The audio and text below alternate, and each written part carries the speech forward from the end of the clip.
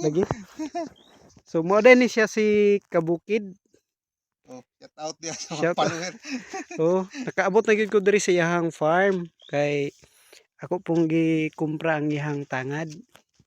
Yan naghatag pud ta gamay nga idea para sa production sa tangad para paspas ang pagdaghan. So naata diri karon sa iyahang kamatisan. Ato yung makita mga ka-farmer nga nagyoy shortage sa tubig.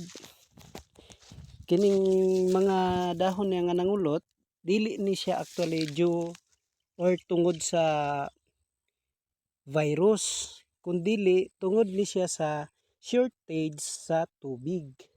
Ug tama tong giingon ni Kabukid ganiha nga sa gagmay pa ni siya gwapo kay ni siya og tubo.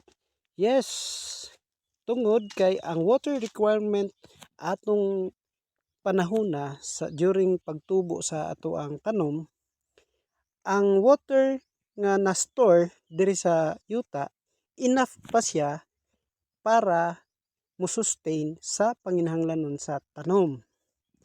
So since karon na siya sa production stage, taas na siya og water requirement kay daghan nagbunga. So mo ni ang nahitabo. Tungod na siya sa kataas sa init. 2 months na, di ba? 2 months na. 2 months na. Okay. So mo din ni siya ang amigo na ko nga farmer, si Kabukid. Oh, daghang salamat. Busa sa opportunity. Okay. So Ya wala na pahinga. Matitik ko. Nanaba kung lang ganiha dia. Teman. Dito kadapit. Tururo. Teman. Dara ang piso ya. Ini kecil. Gwapo din taglandong nga ako no. Nice kay kamera si mama. Nice kay kamera si papa. Wa po dira lot papa. Kayag Sarog way libre rong snack gang. gani pa. Snack ta dia sa kuano Bagyo. Pabaya ko paniod to. Butas bundok oy. Ay asa kon cellphone be? Na picture ta diri oh. Lubat to ma. Ito picture ni mama. Cellphone lubat mo. Guys, nanguli na mi karon guys. Uli na mi guys. Gikan mi na umpra og tangad. Go po kay diri guys. Diri ba ina ito?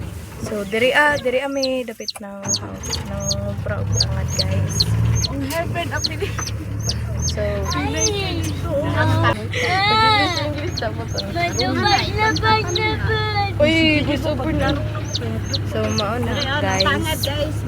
Muni ang tangad guys. Wala na oras o kuha guys. Kay daghan na judge kayo guys. Lolo